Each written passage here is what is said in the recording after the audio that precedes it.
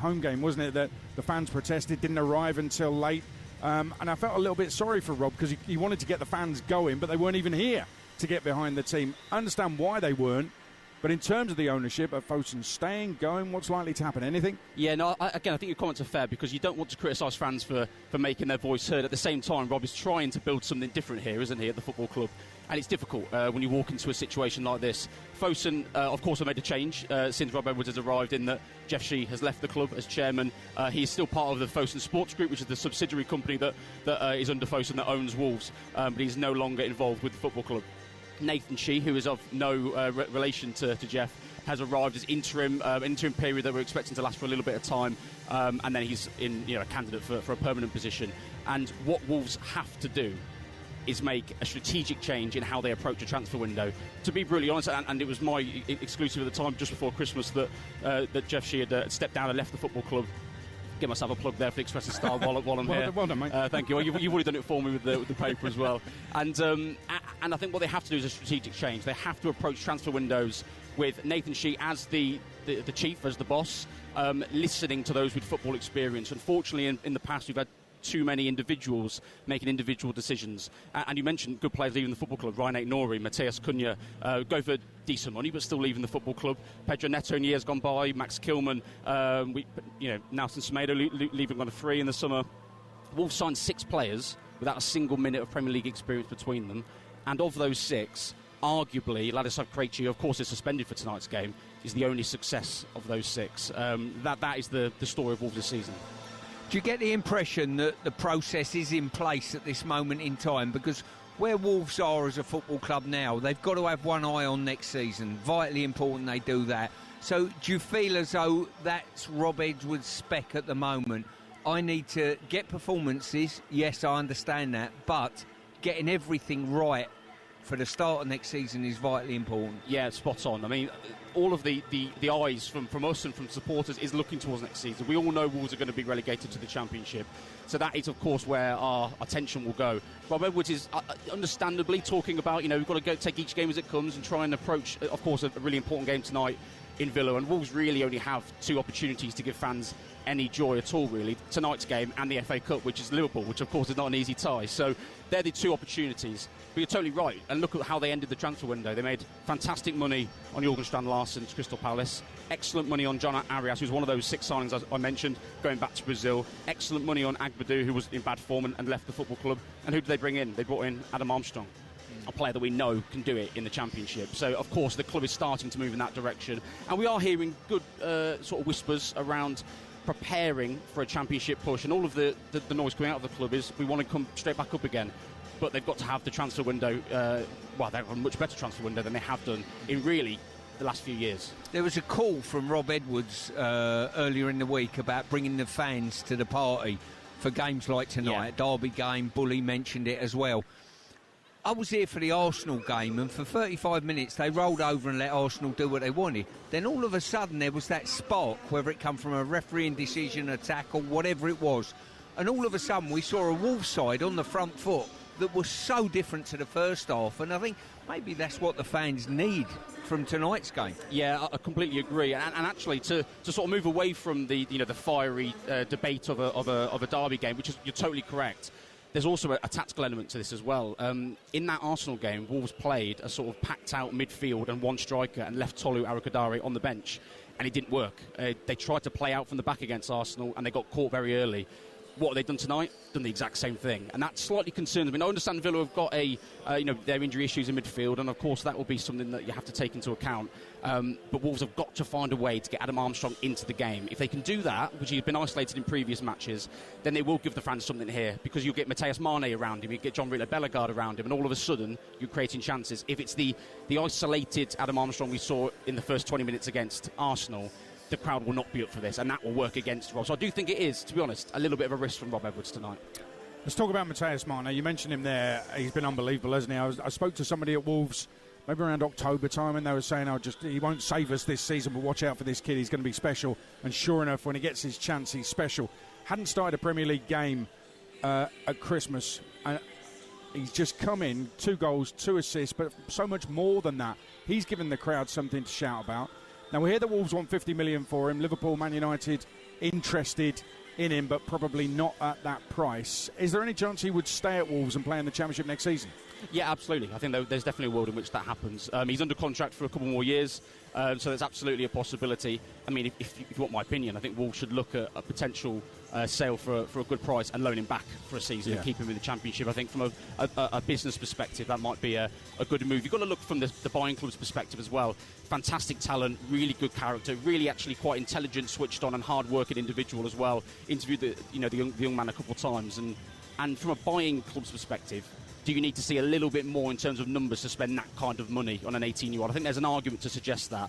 But as I say, with the individual, he almost came out of nowhere from people who sort of aren't in Wolverhampton, really. Vitor Pereira gave him his debut at the very end of last season, here, I believe, against Brighton off the bench. He was there in pre-season. I was out with the team in Portugal and interviewed him there as a 17-year-old and very bright-eyed and bushy-tailed and ready to go and doesn't get a single minute under Vitor Pereira during his spell here in the beginning of this season.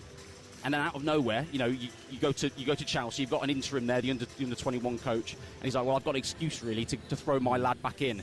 And he's never really left the team since then. But I mean, my word, he's taken his chance, hasn't he? Goals against West Ham here, fantastic finish. Goal against Everton, a game that Wolves potentially could have won as well. And he's been the bright spark in what has been a dismal and dark season, really. Yeah.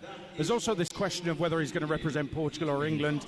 And I think I saw a headline, not on your paper, but it said something like England going to lose Mateus Mane to Portugal. And I thought he was born in Portugal. So, I mean, that's his birthright. You can't really say we're going to lose him.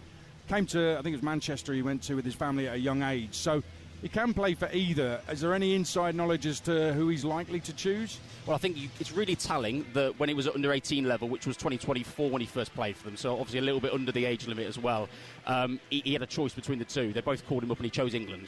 So that's an important point, which I think is quite telling. However, we also know that Portugal are pushing quite hard at the moment. Their under-21s are particularly interested. Roberto Martinez, as the senior coach as well, is starting to look at giving him some opportunities in the camp. Not necessarily playing opportunities, but bring him in for a training session or two. Those conversations have already started. Of course, Lee Carsley and England and under-21s will then start to look at that and have their conversations as well. For me, I think England would be really smart to try and get around him quickly. They've obviously done that with the under-18s. It's a massive jump up, of course it is for him, but he's shown that he can do it week in, week out in the Premier League. And what I think he has shown, which I alluded to in my last answer, is it's not just the numbers, because he's got a couple of goals, a couple of assists. It's the tactical awareness and the maturity that he has. I've not seen it in an 18-year-old at Wolves in my 5 seasons covering this football club in the Premier League. There's been some good players that have come through, but he stands head and shoulders above the rest. You know what? Absolutely spot on. There's a lot of talk about Rio Engamoa not getting minutes at Liverpool, and I'm looking at Mane thinking, well, he's definitely good enough. He stands out in this Wolves team. And all right, the rest of the Wolves team, as you've said before, are not particularly great.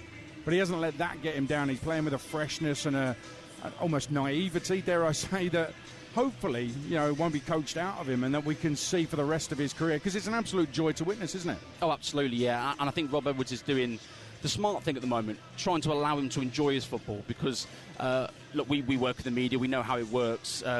Everyone wants a piece of him. Everyone wants to get around him, and understandably so, because he's an exciting talent, and he deserves a little bit of that attention, those accolades. But at the same time, he's a young man. He wants to enjoy his football. You mentioned there coming to England. I think he was around the age of 9 at the time when he arrived.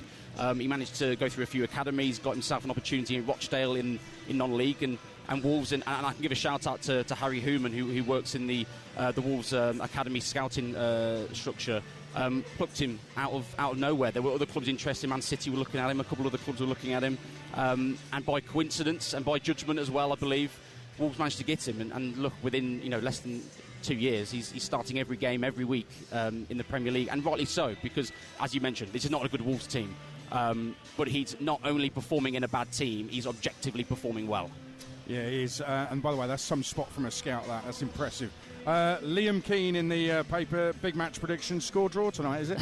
I've gone for 1-1, I think. Look, if you look at the stats, I mean, of course, Villa are a fantastic side. There's no doubt about that.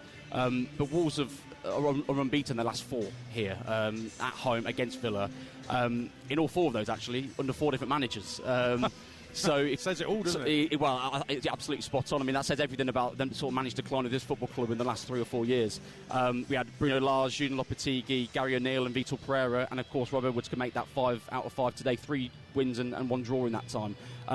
Of course, if my prediction comes true, that will be the case. I think Wolves, regardless of how poor they've been, they tend to get themselves up for these kind of games. And I mentioned to Stuart just a second ago, someone like a Jean-Rittner Bellegarde, he's playing really well at the moment.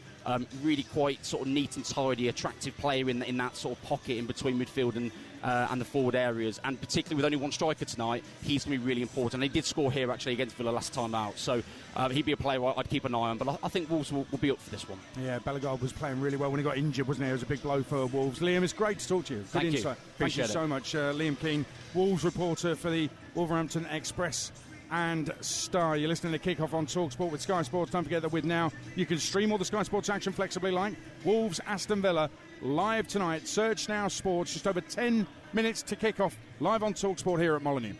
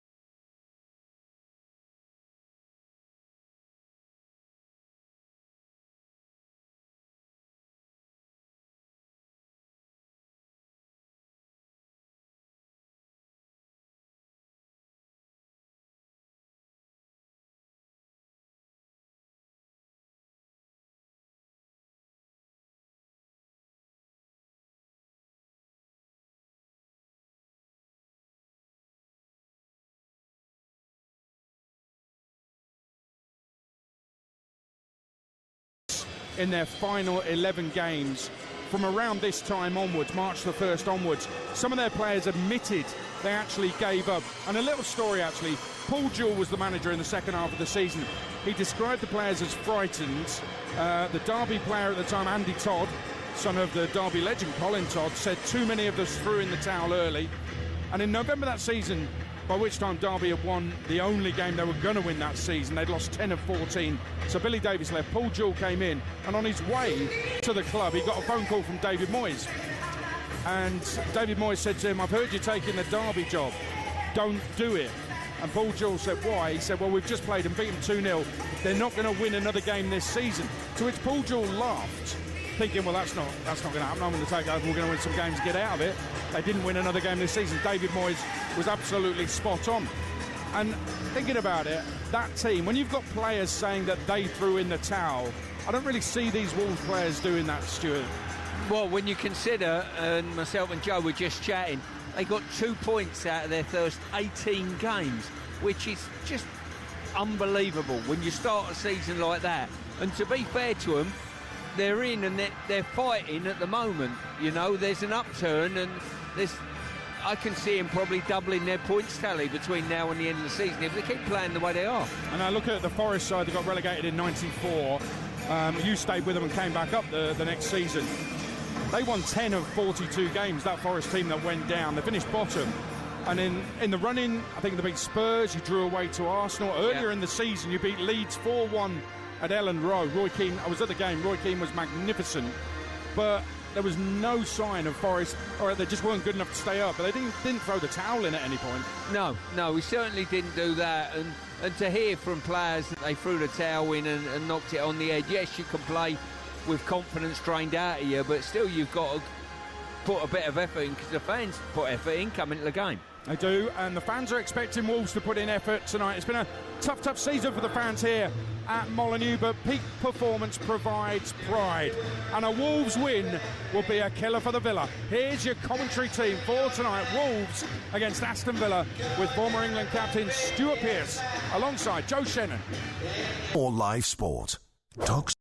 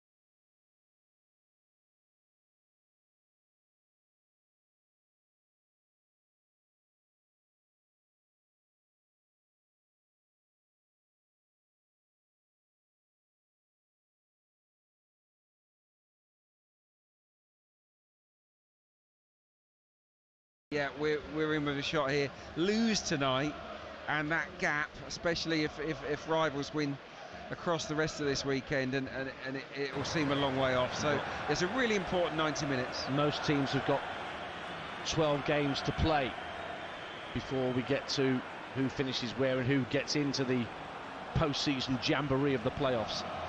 Watford thumped the ball forward, but Bristol City control it back. McCrory tucks it down the left-hand side, but it's cleared away by Watford. Chak Fatadze puts pressure on Sykes, but he manages to roll it back.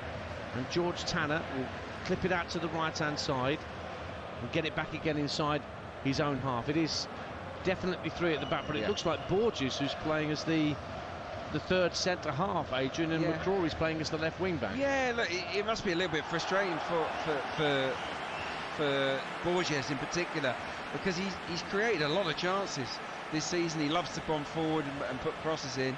They'll just have to tag team, I guess. Oh, good ball out to the right-hand side. Sykes is onto it for Bristol City, swirls the crossing. McCrory keeps it alive by hooking it in the air, and Selvig came to claim it, but it was whacked away from him. But it comes back Scott Twine's way for Bristol City. Just knocks it down for Adam Randall in midfield.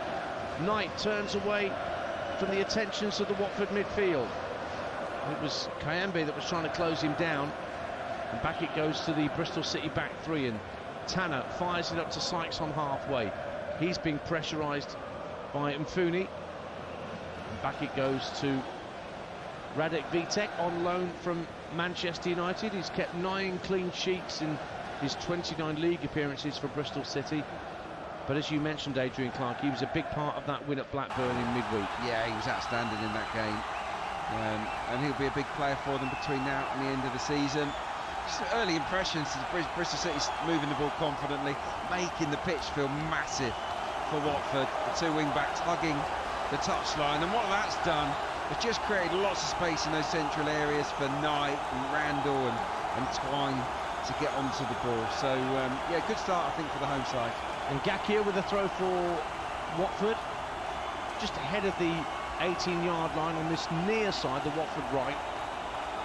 Looking for a bit of movement. Losers sort of jostling for position with his opposite number, Scott Twine. And Gakia sends it up to halfway. It's brought down by Kayembe, who's under pressure from Ailett. And he's given away a free kick as the recently arrived Swede. And it's a quickly taken free kick by Loser, who's always got his head up looking for what's around him. And Mfuni sends it out to the left-hand side for the dangerous Georgi Chakpatadze, the Georgian, who had a wonderful European Championships last year. And frankly, I was surprised he was still a Watford player, and that's no offence to Watford, but I thought he was Premier League quality. Now Iran Kunda start to burst down the right-hand side, wins the shoulder charge with McCrory, sent into the area, but not quite enough pace on the cross there, as it was sent into the box by Nampalys Mendy. And here come Bristol City trying to release Twine over the halfway line. The ball bounces into his path. A Banquet trying to get back at him and got enough on the ball and hooked it out of play for a Bristol City throw. That was a proper 50-50 scrap for possession of a bouncing ball. 0-0. Yeah, they just went a little bit more direct there. Twine made a great run and he got on the end of the bouncing ball. He hasn't got electric pace. He's a wonderful technician. We know that's Scott Twine. He's not going to explode away from a Banquet there. We got back in very quickly.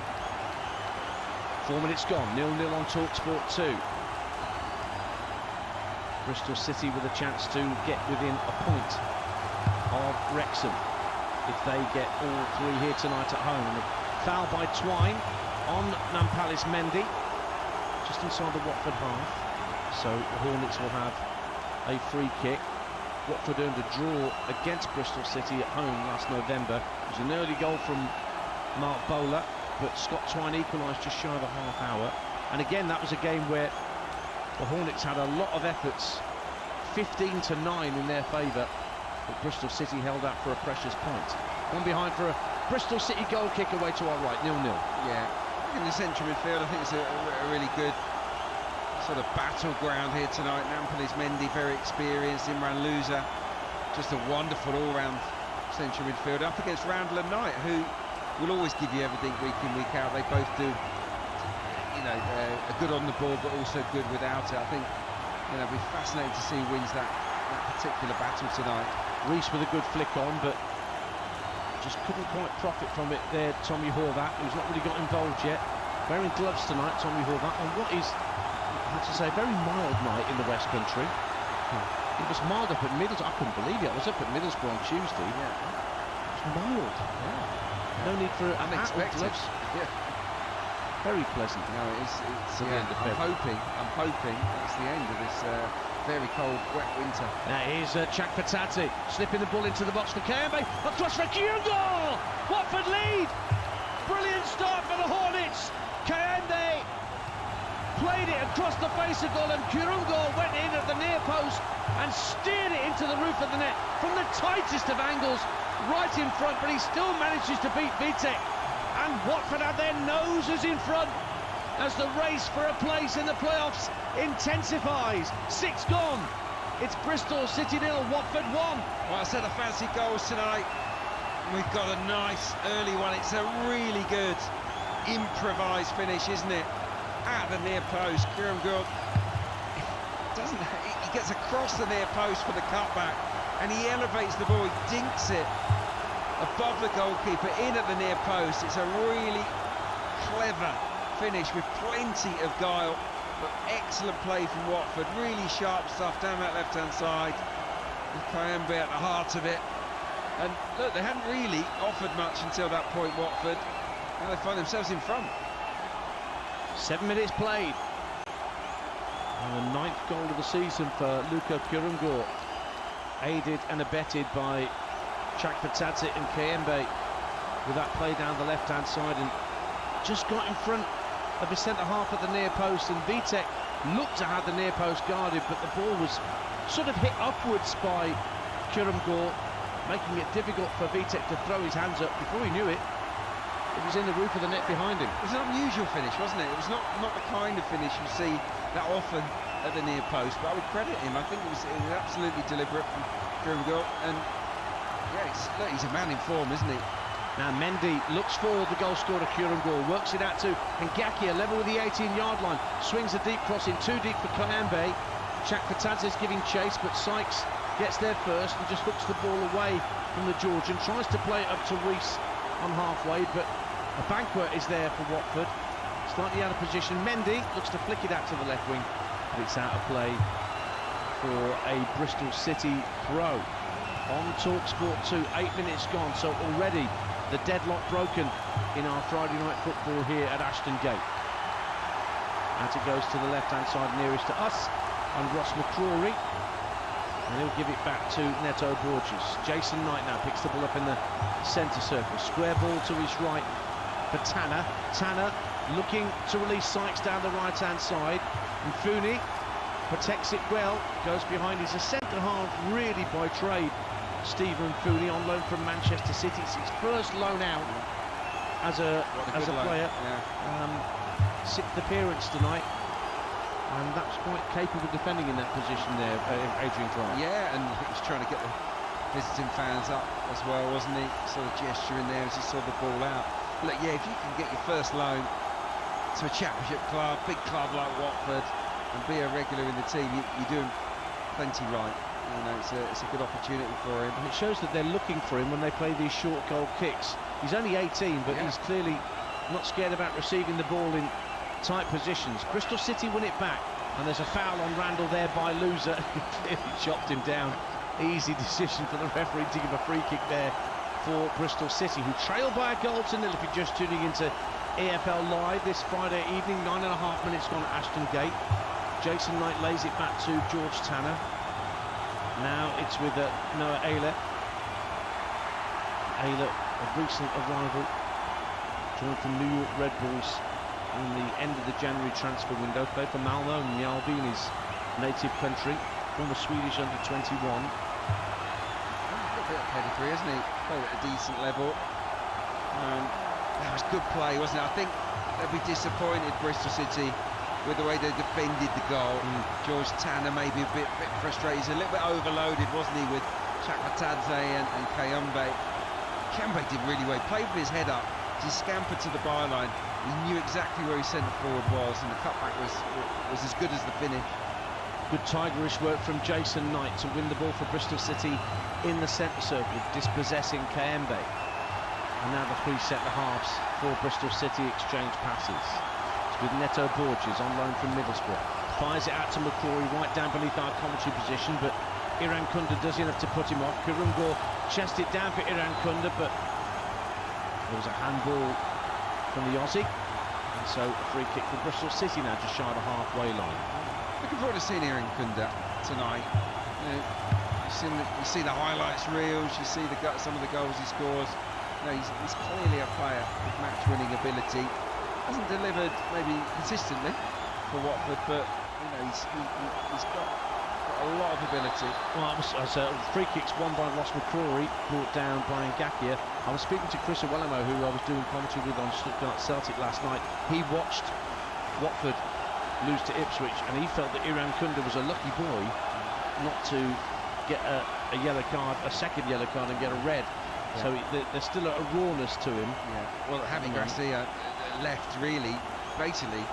I think part of the reason he left was that he felt that this was a really naive team. You know, too many young players that weren't quite ready for this level. They've got a free kick to defend here, Watford. It's swirled in to the far post, punched clear, somewhat unconvincingly by the goalkeeper Selvik, but he got distance on it with some help from the defence. Tanner retrieves the loose ball for Bristol City just inside his own half and guides it back to Vitek. Square ball just to his left for Borges. Bit of space for Jason Knight in the centre of his own half. Plays it up to halfway and it's laid back by Twine for Borges. 12 minutes gone on TalkSport 2. You're home with the EFL. Bristol City 0, Watford 1. Luka Kurumgor on 7 minutes, giving the Hornets the lead with what was their first real attack at the Bristol City goal, and boy did it pay dividends. So that means they're in 7th in the as it stands table. They've gone past Bristol City in the standings, so that means that they are the closest to Wrexham, 3 points off the Dragons, who, as I mentioned before, play tomorrow at Charlton. Yes, they'll fancy winning, isn't it? It'll be easy, but they'll be favourites to win now, I'm sure, Wrexham. But look, there's plenty of time here for Bristol City to get back into the game. It's important that the crowd stay with the team as well. Well, no suggestion that there's any toxicity here quite yet. Well, there was, yeah, there was. There was at the 5-0 against Derby. There really was, yeah, it was. But at that point, it was coming towards the end of the transfer window. They'd just seen 2 of their favourites leave. You know, they hadn't really signed anybody of note by that point, so there was a lot of frustration. But I think things have settled down now. Adam Randall for Bristol City tucks it infield to Ayler, and then Borges finds Randall again, who was on the half turn, just over halfway, has to feed it out left to McCrory, and Ed Still is urging his players to tuck in more from the far right hand side, but that's left space for Mark Sykes on the right, up against Mfuni. Tries to twist and turn away from the low knee. He's played it through the legs of the defender, picked up in midfield, clipped across, Twine lets it go, McCrory on the drive, good save down low to his right from Selvik. Bristol City will let the ball drift out of play for a throw, but Ross McCrory caught that very sweetly as it dropped out the sky. 1-0 Watford. Marvellous volley, wasn't it? It was dinked to that far stick, he watched it onto his right foot, kept his eye on it, and he struck it hard, but he didn't try and knock the spots off the ball. It was a really clever effort, and it forced Selvik into a really sharp save, low down to his right-hand side. Excellent attempt there from the left wing-back. Now played in field from Sykes for Knight, who does a little dummy, thinking it would run through to Scott Twine, but Mendy did enough. But they win it back again, Bristol City. They're hunting in packs down that right-hand side. Sykes nicks it in field. Jason Knight keeps it away from a man. Now Horvath driving into the centre of the half, urged to shoot by 1 or 2 at the opposite end of the ground. But Horvath will stroke it out to this near side of McCrory, who just stung the palms of Selvik with that right-footed drive. Watford 1-0 up here. Quarter of an hour played on TalkSport 2. Ayler plays it into the feet of Rees.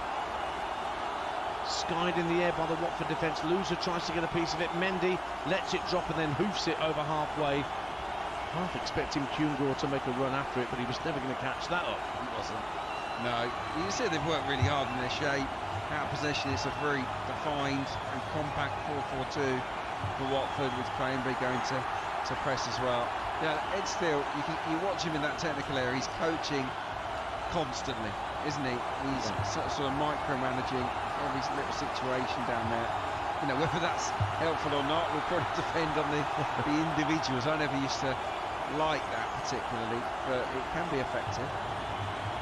Well, you had enough points with Nathan Jones in your ear, didn't you? This is true.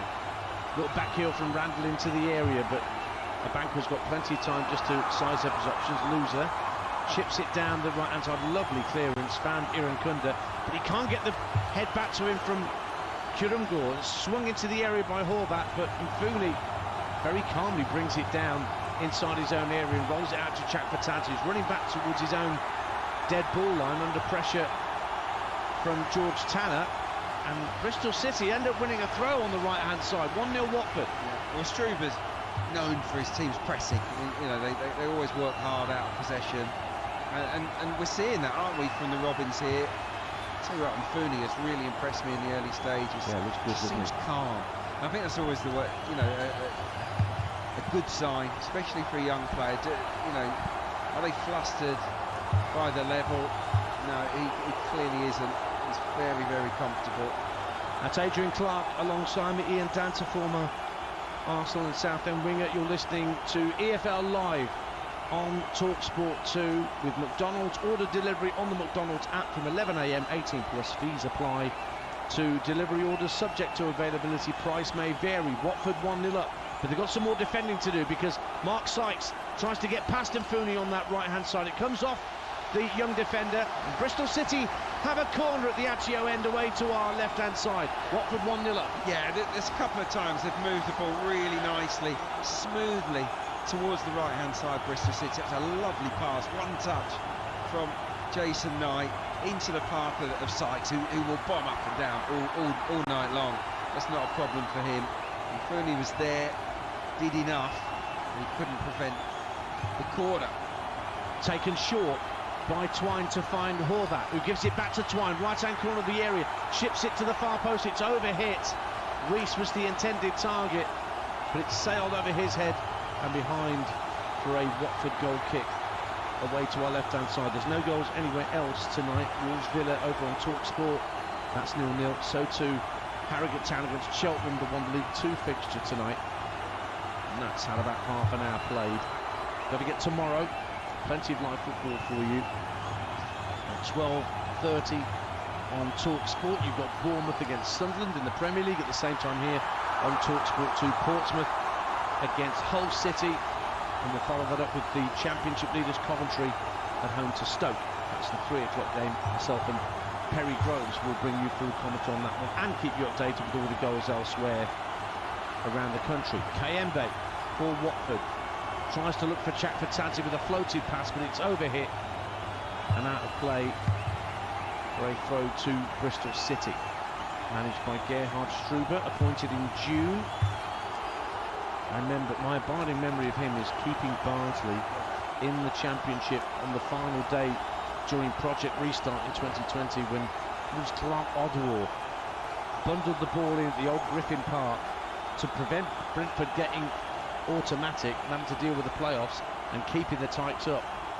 He did a Barry Fry that night, Gerhard Struber. He ran down the touchline I love it. to celebrate with his players. It was a good moment. Yeah, no, it was, and that he made a massive impression at Oakwell. I don't think they've ever been the same since, really. No, perhaps not. And look, I think that's what he did there is why he got this job.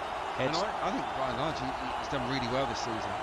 He has, and Bristol City have not had that many dalliances with the playoffs. It's their 11th consecutive Championship season, Bristol City.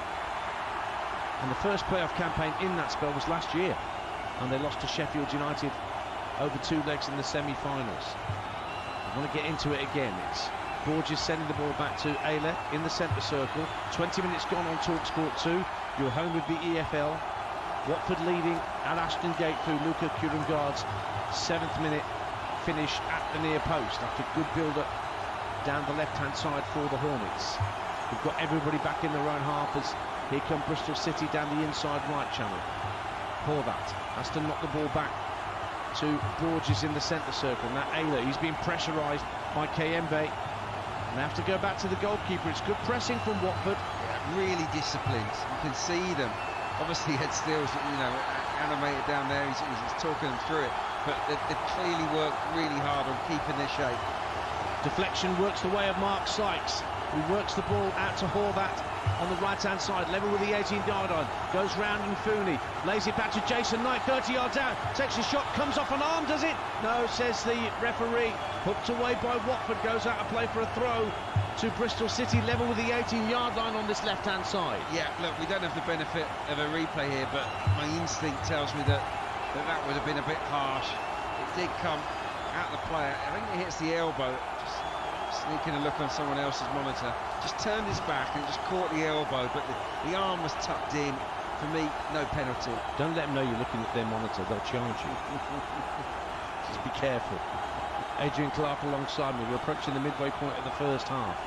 1-0 to Watford, but here goes Mark Sykes, another strong run down the right-hand side, gets the cross into the box, punched away by Selvik to the right-hand corner of the area. Knight can't quite bring it under control, but Bristol City win the second ball. Horvath guides it back to Tanner, and he shovels it back out to Mark Sykes, seeing a lot of the ball on that Bristol City right. Good cross this time. Selvik elects to punch clear with one hand this time, but it'll drop for Iran Kunda, who can bring the ball clear for the visitors. Gets up to just past the midway point of his own half on this near touchline, stops his run, feeds it infield to Kurungor, and Watford are working it neatly from right to left. And Fooney bringing the ball over the halfway line with the ball at his feet. Chakfatadze is square of him to the left, and he'll touch it back, Chakfatadze, to the halfway line.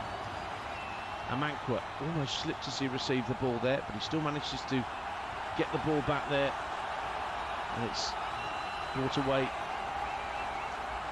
by Goglachidze. What do you think of Selvik's punching technique? Interesting. he really paws at it, doesn't he? He doesn't mind going with one hand. A couple of very unorthodox punches we've seen already from him, but I guess they've done the job.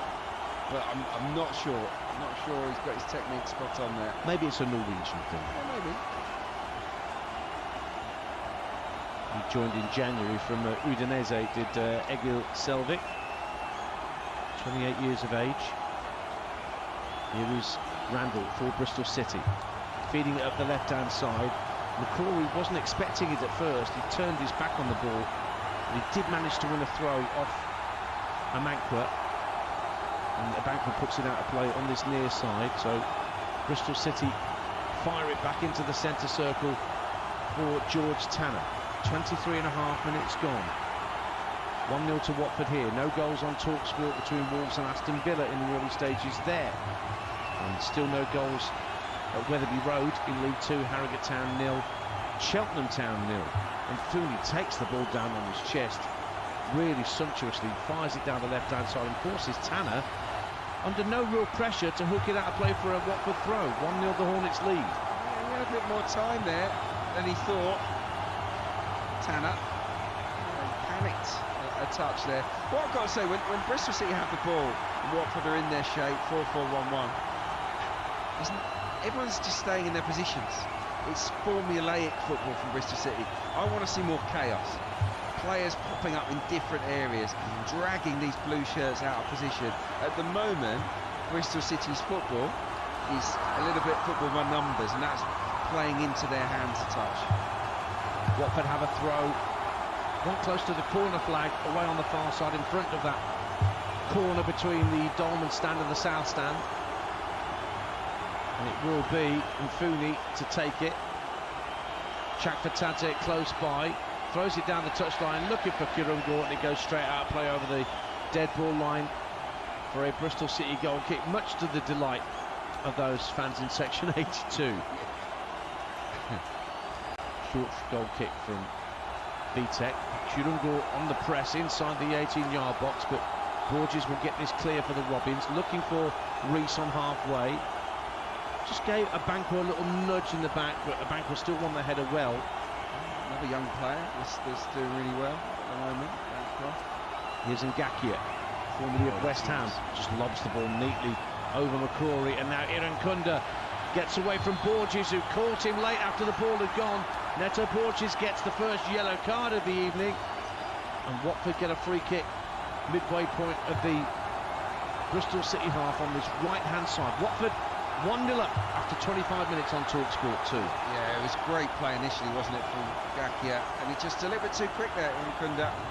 He dives in, Neto Borges doesn't get anything of the ball, and you can have no complaints about the yellow card. And also Watford have the chance to get the big fellas up for this.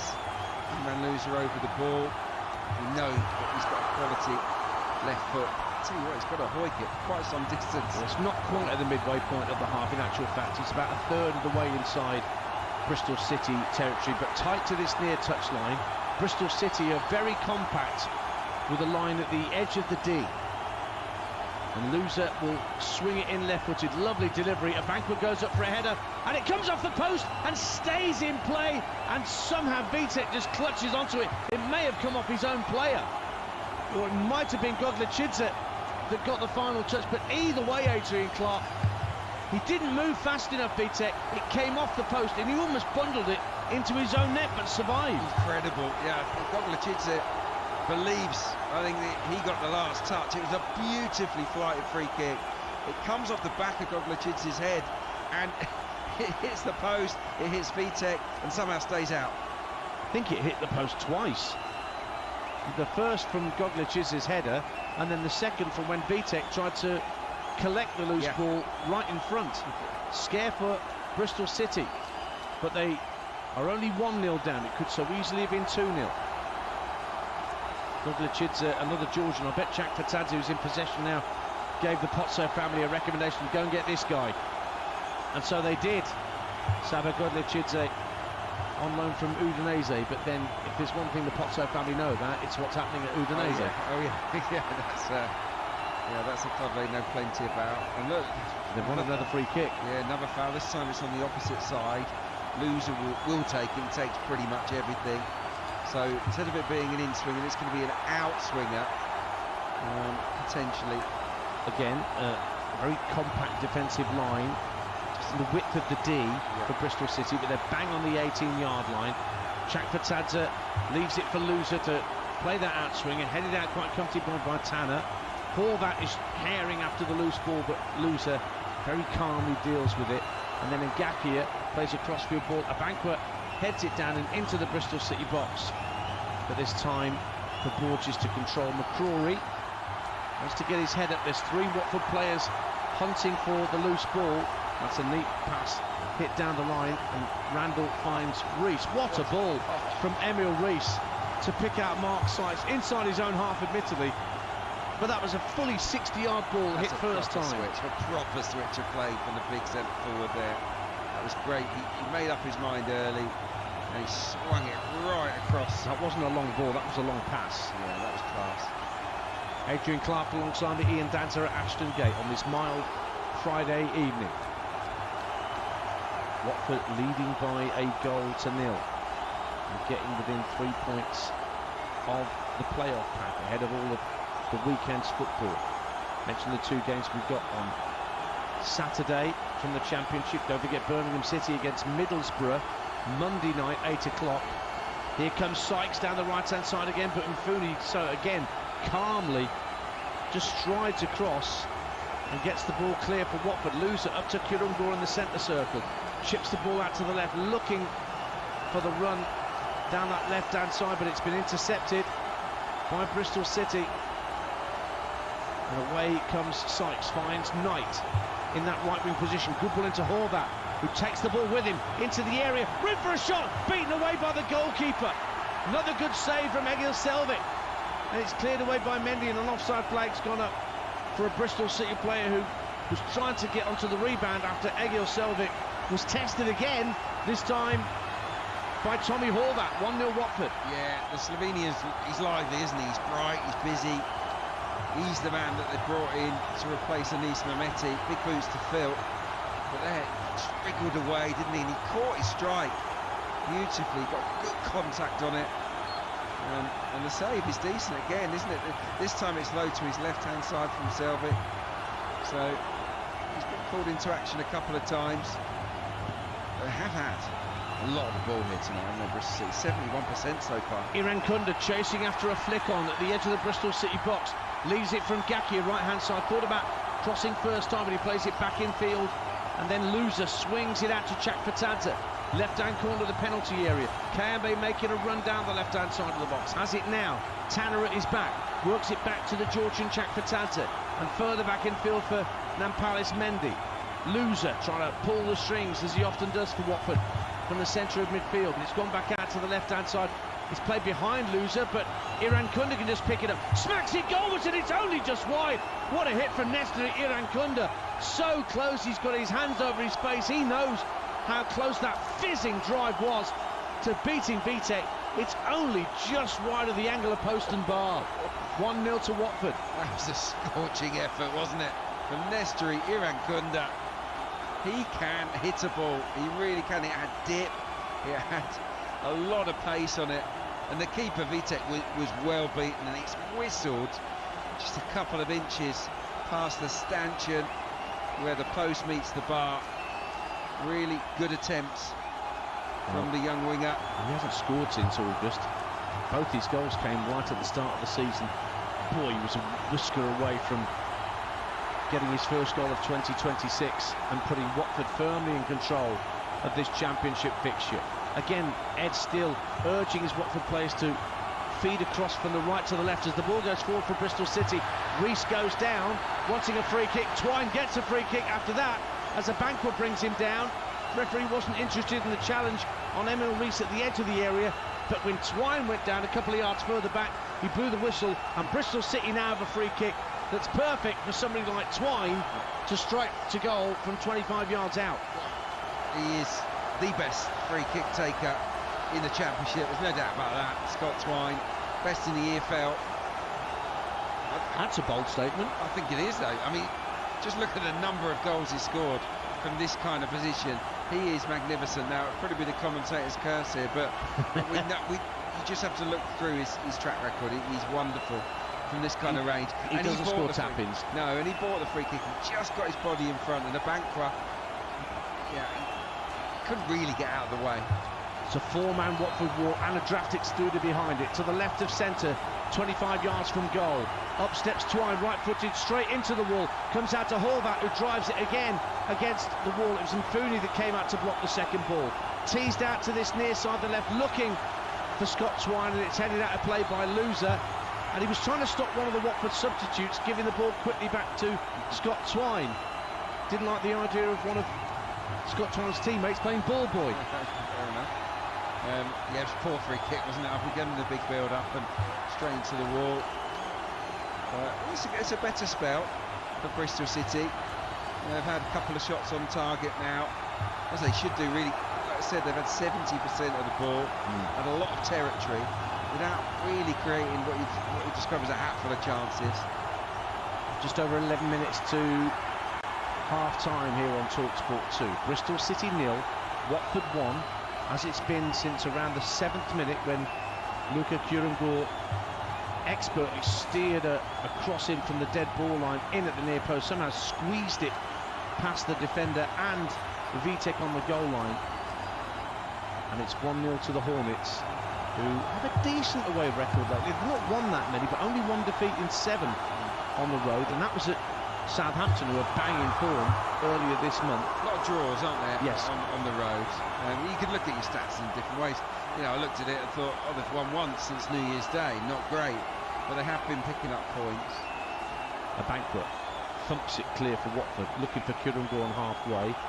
Ayler deals with it well enough at the back for Bristol City. McCrory, right in front of his manager, Gerhard Struber, patrolling his technical area. Emil Rees brings the ball down, spins away from one challenge, but Ngakia brought him down.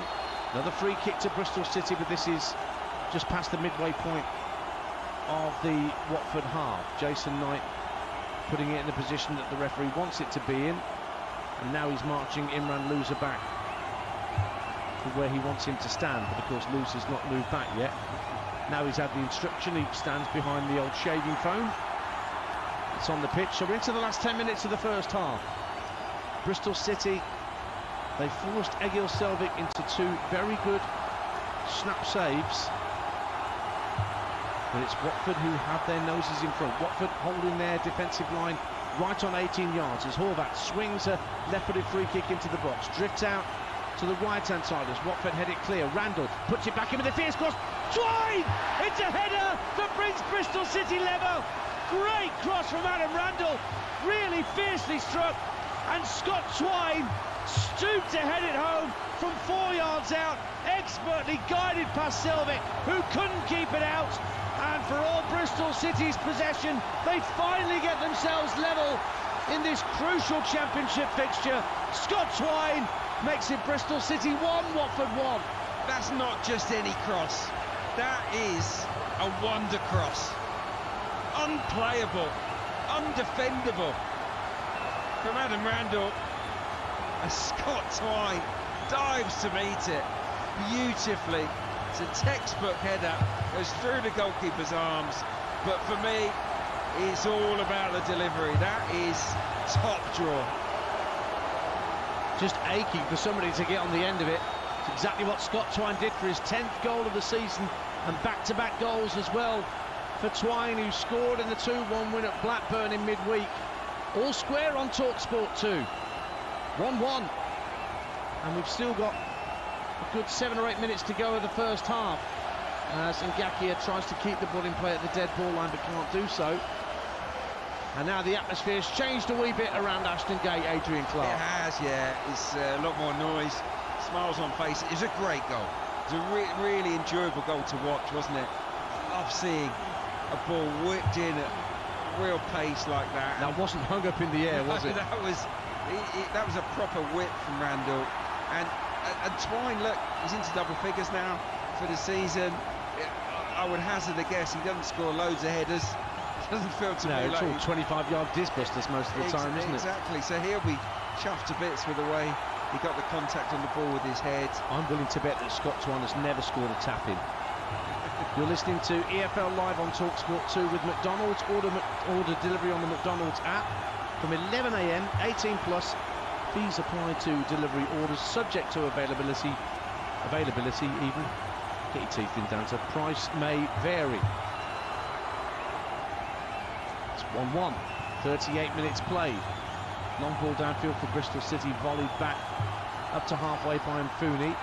Horvat wrestling for possession with Mendy.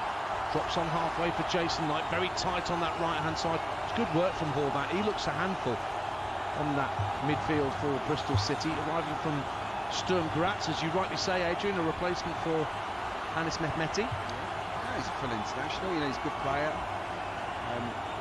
It looks a good pickup. He started very, very brightly. I think ultimately he'll be judged on goals and assists, won't he? But playing in that 10 role. I guess if there's one thing Gerhard Struble will know about, it's the Austrian league. Yes, good point. Although Horvat is of Slovenian extraction, but he made well over 150 appearances for Sturm Graz in their midfield. Radek Vitek with a pass out from his own penalty area, the Bristol City keeper, and you heard Adrian Clark's reaction as Kiembe very nearly dispossessed Jason Knight. About 25 yards from goal, but Bristol City have kept possession. 1-1. Did well to keep possession because it's a really risky pass. It was top quality because the press from Watford was good, but they stayed calm. Bristol City backed themselves to play through the press, and they've still got the ball. With Neto Borges inside his own half, plays it up to halfway down beneath us, and Ross McCrory. Back for Borges, infield to Aylett, Randall, under pressure from Loser, knew he had to knock it back first time to Aylett, and now George Tanner brings it up to the halfway line, looking for some movement ahead of him, doesn't see it, so he plays a square ball to Knight, he gives it back to Tanner. Rees has come short for the ball, pulling away from the Watford back line. Still in the centre circle with Bristol City, and Adam Randall, whose fierce cross led to that equaliser. McCrory up against his opposite number, Ngakia, on this near side of Bristol City left, forced to go back into his own half. We've got 5 minutes to go in the first half here on TalkSport 2. Bristol City 1, Watford 1. Borges lifts it into the area, and there's Rees trying to pull it back from the dead ball line. He got there, but there was nobody running in close enough from the edge of the area to profit from the hooked back pass from Emil Rees, and the goalkeeper for Watford Selvig could plunge on top of it. 1-1.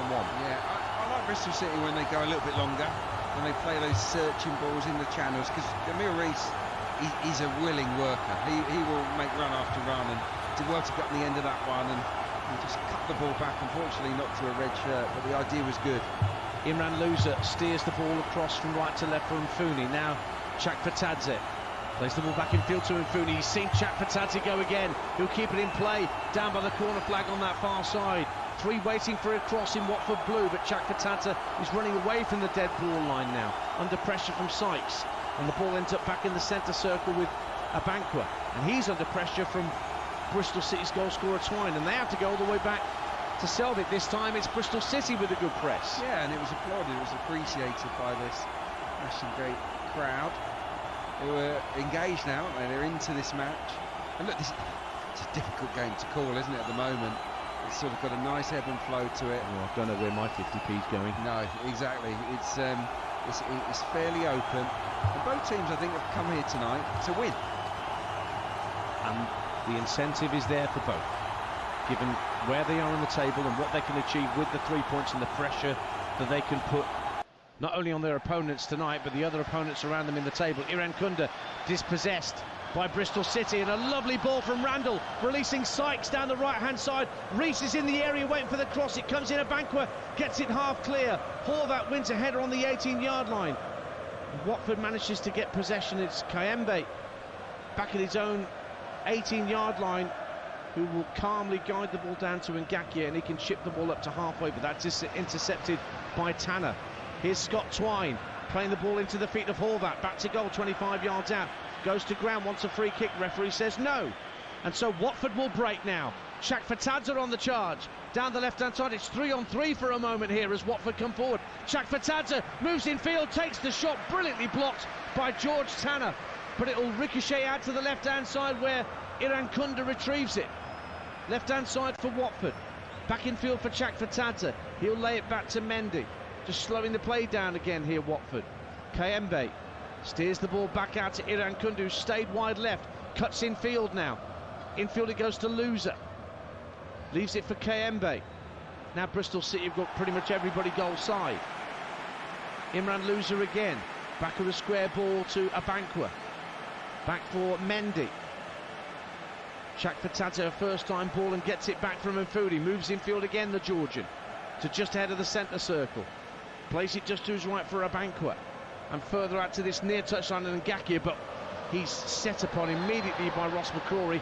Got a bang on the nose there from Jeremy Ngakia, nothing malicious in it, but McCrory felt it and goes down and gets a free kick for Bristol City. 1-1 the score. Yeah, it was a finger in the face. I'm not sure what it was, but went down instantly. Just gives us time. I really had time to speak about the two great attacks. What a pass from Adam Randall again, in behind for Mark Sykes. That was a joy to watch. It really was. And then the counter attack was terrific. I thought Chakfatadze was a bit greedy in that 3v3. Imran Loser had made a fabulous run to the right hand side. He was free. I think he should give it to Imran Loser there, instead of taking on the shot which was blocked. But yeah, lovely passage of play, end-to-end stuff.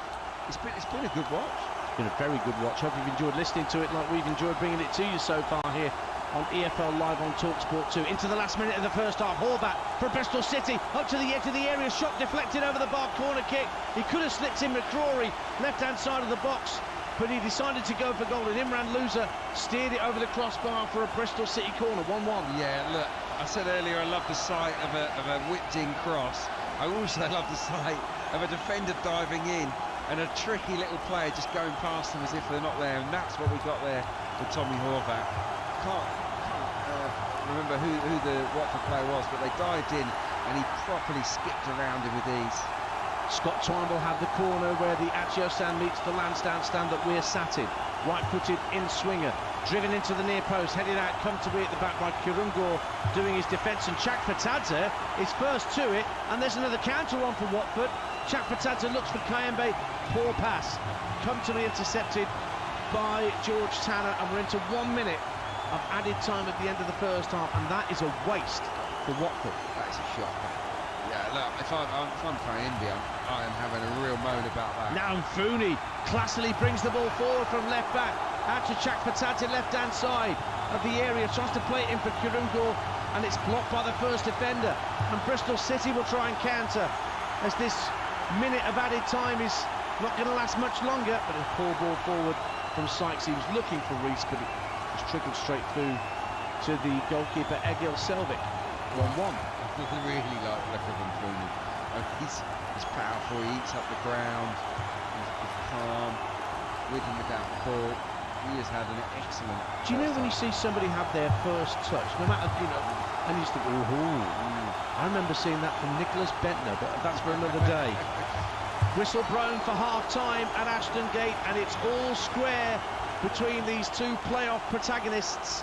Watford, who started the evening 2 points behind their hosts, hit the front on 7 minutes. Luka Kurungo with a neat finish at the near post from a very tight angle after lovely approach play down the Watford left from Chakfatata and Kayembe. Somehow Vitek was beaten at his near post, but Scott Twine made it 10 for the season later in the half.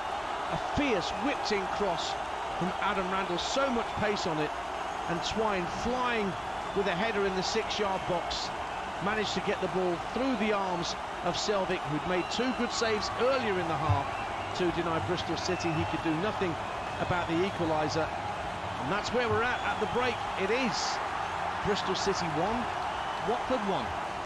Yeah, and I think it's a fair scoreline. I really do. I think it's been a good even game. Bristol City absolutely deserve their equaliser.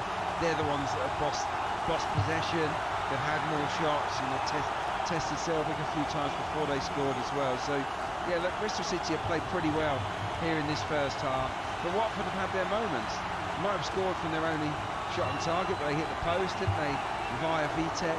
And they've had a couple of really promising breakaways as well that they maybe could have made better use of. So I think, yeah, both sides will feel quite happy with the way that they're playing at the moment, and I think for us neutrals we're set up nicely for a decent second half. I hope that we get the ebb and flow that we've seen in that first 45 repeated, because yeah, it's been a nice fun watch.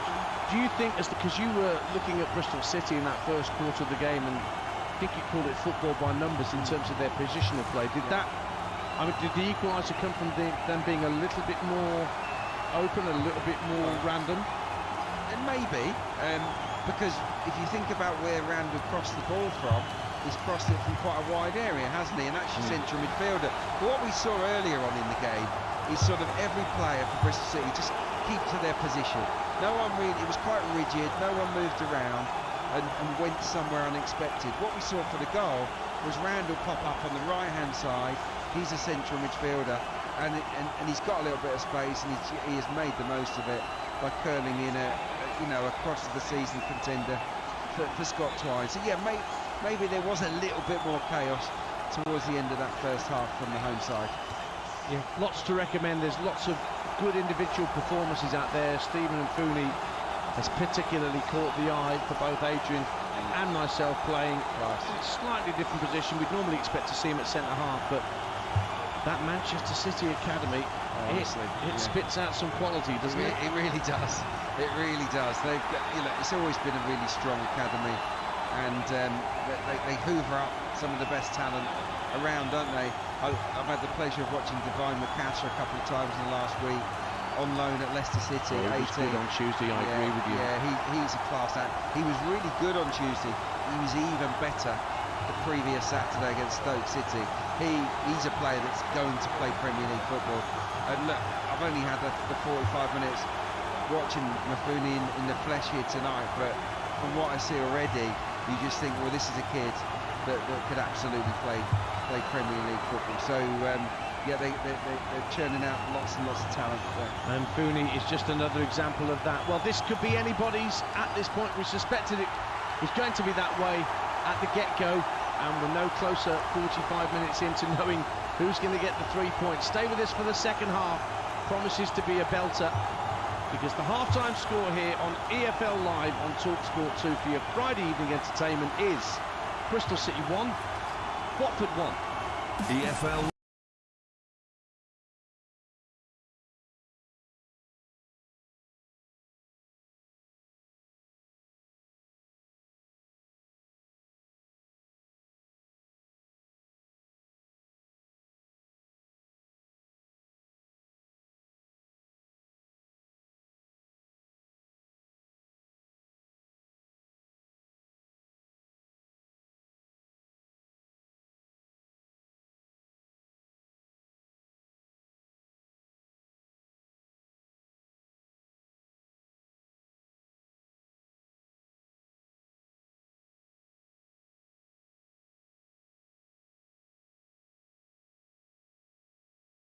out, centre on, close but never really troubled Emi Martinez. I'm not sure this is the Villa banker Nigel Reo-Coker has predicted. Strong vibes, a mistake might decide this one at the break.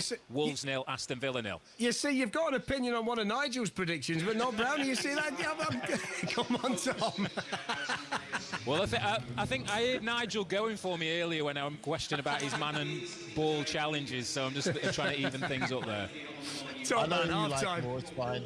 Favouritism in there, I see it. I know, favouritism for Brownie. He's got everybody boxed off. Everybody boxed off. More from Tom Gale in the second half. 0-0 in the rain between Wolves and Villa at the moment. Championship game tonight. Bristol City 1, Watford 1. That's half time. Half time in the Super League games as well. Castleford 16, Huddersfield 4. Commentaries on Sports Extra.